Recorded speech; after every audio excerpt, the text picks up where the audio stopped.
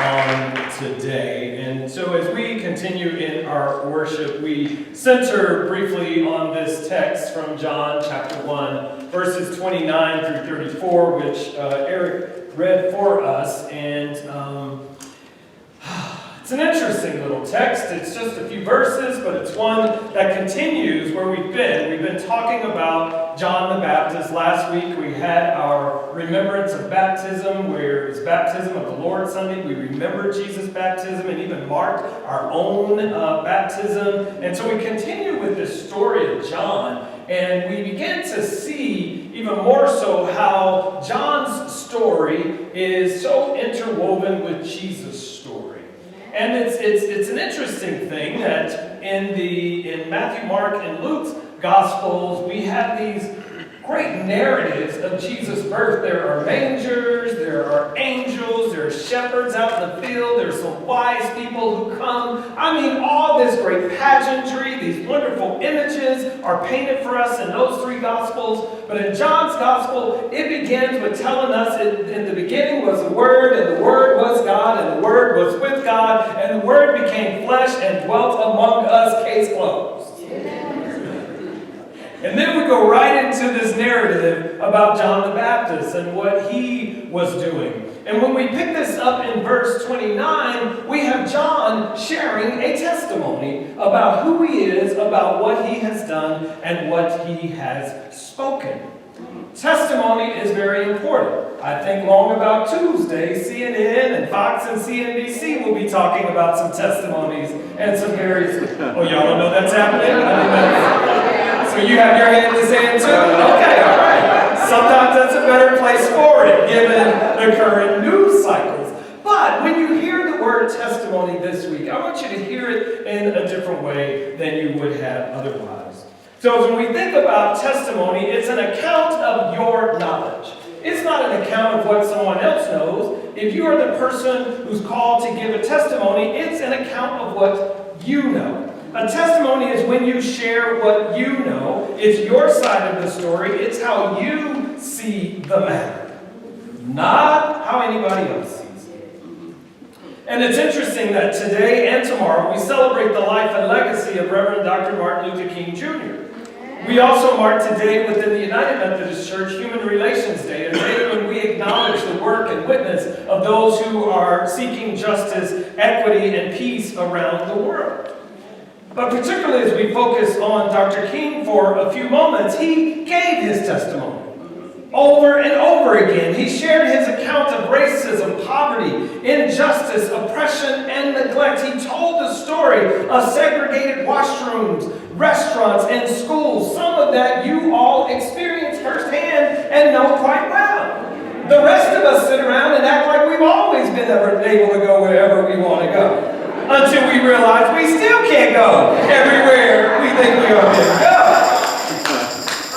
So Dr. King shared the vision. Oh, that made somebody uncomfortable. I felt that he shared the vision of what it affected or how it crippled all humanity when one witnessed injustice but chose to say or to do absolutely nothing about it. And you may remember that poignant statement in his letter from the Birmingham jail that said, an injustice anywhere is a threat to justice everywhere. And that's to say, if we don't create opportunities for justice everywhere, then justice is yet to be experienced anywhere. But by sharing or giving his testimony, Dr. King raised eyebrows, turned heads, bent ears, ruffled feathers, upset the status quo, broke age-old tradition, challenged the establishment, and was willing to die for what he believed in. He truly put the needs of others before his own. Life and the ability to live his life fully outweighed his own need to survive. And most of us never, ever get close to that kind of faith, let alone that kind of belief in any one thing. A faith that truly believes in something so deeply that we would give our total beings for it. Most of us max out our faith in a place where comfort and complacency rule our day. And as long as everybody seems happy, then I'm happy. Amen? Amen. But we have to push our faith. Yes. Push our faith in God. And push our understanding of how God is working when we testify. When we share our testimony. When we share what we know. When we share what we have experienced. And that's what the text here in John chapter 1 says of John the Baptist. He's sharing his testimony. Because the religious leaders came to him and they were questioning him as to who he is. They want to know, are you claiming to be the Messiah? Well, then if you're not, then why are you baptizing people? And he says, I baptize with water. But there's one in our midst, one you don't even recognize. There's one in our midst who is even greater than I. So whatever issues you have with me, wait till you realize who he is. See, he shared his testimony, and in verse 34 he says, I have seen and I testify that this is the Son of God. Yes. So, beloved, what is your testimony? How can you testify? What have you seen? Well, first, let's understand a few things. First, everybody has a testimony. Everybody has a story to tell. Everybody's seen something. Everybody has experienced something. You may not like it. You may not understand it, but you know it. Amen? The second thing here is your testimony, beloved. Your story. What you've seen, what you've gone through, what you have experienced will free others. And it'll free you. Newsflash, though, is it may free others before it even frees you. Just so you know. And I'm reminded that in Revelation chapter 12 and verse 11 it says, and they overcame him by the blood of the Lamb and by the words of their testimony. So who's the him in that text? And what is the blood of the Lamb? Well, the him in that particular text is the accusers of the brethren, the enemy, the Satan, Lucifer, the devil, her, him, them, that,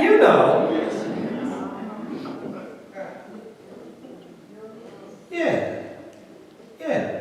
Those people or those situations or those habits that constantly remind you of your past or your shortcomings or your bad decisions. Those who can only see you in one dimension, and that is in the past. Tell them it's just getting good. That's who the him is.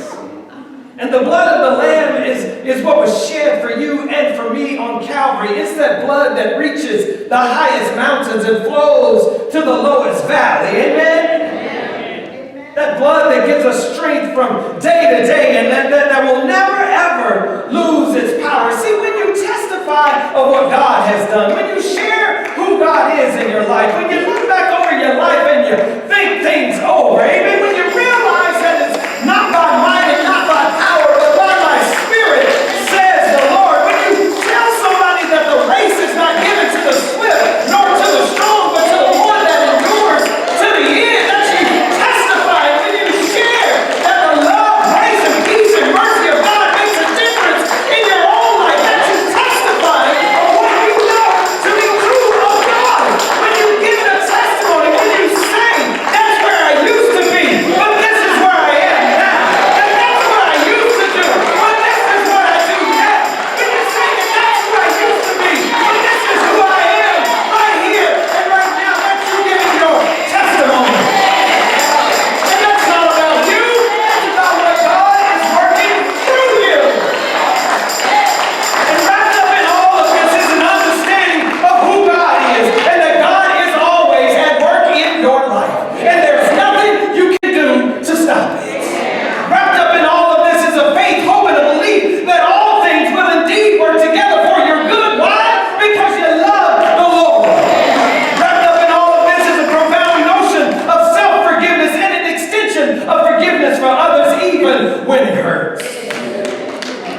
Beloved, we have to testify of the goodness of God. We have to testify of even those baby steps that we're able to take because God woke this morning. We might not have a testimony like Martin Luther King Jr. We might just have the testimony that says, I woke up this morning and the Lord started me on my way, and today, that's enough for me.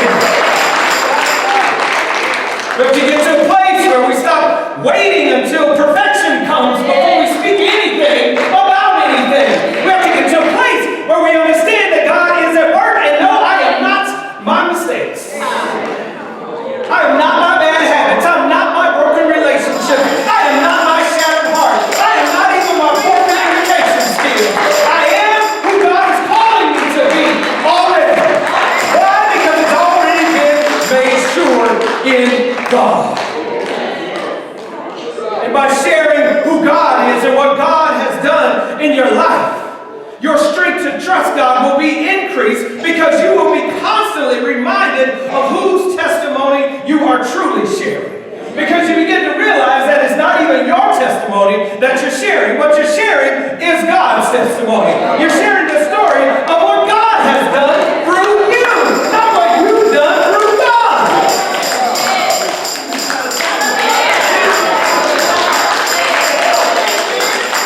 See, what John shared was really about God fulfilling what God had promised. God told John that when you see the Spirit descend on that one, that's the one that I have sent.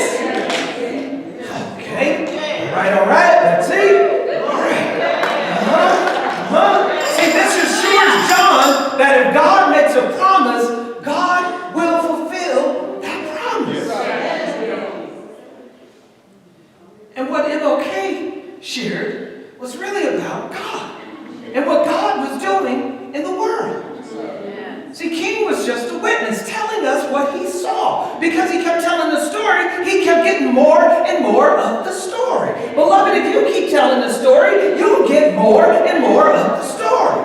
And as he gained more and more of the story, his faith increased. So as you gain more and more of the story, your faith will increase.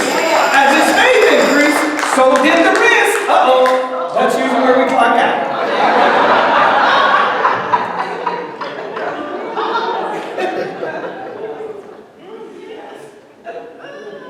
But he understood the greater the risk, the greater the responsibilities he was entrusted with. So much so that God let him look down the road in such a way that he could say in that final speech that he delivered the night before he was assassinated. He said, well, I don't know what will happen. We've got some difficult days ahead. But it doesn't matter with me now because I've been to the mountaintop. And I don't mind. Like anybody, I would like to live a long life. Longevity has its place, but I'm not concerned about that now. I just want to do God's will. And he's allowed me to go to the mountain, and I've looked over, and I've seen the promised land. I may not get there with you, but I want you to know tonight that we as a people will get to the promised land. And I'm happy tonight. I'm not worried about anything. I'm not fearing any man. My eyes have seen the glory of the coming of the Lord. Beloved, God has brought you through dangers seen and unseen. God has delivered you from bondage, and you have to tell that story. God has set you free. God has healed your body, and you have to tell that story. God has renewed your mind. God has restored your family, and you have to tell that story.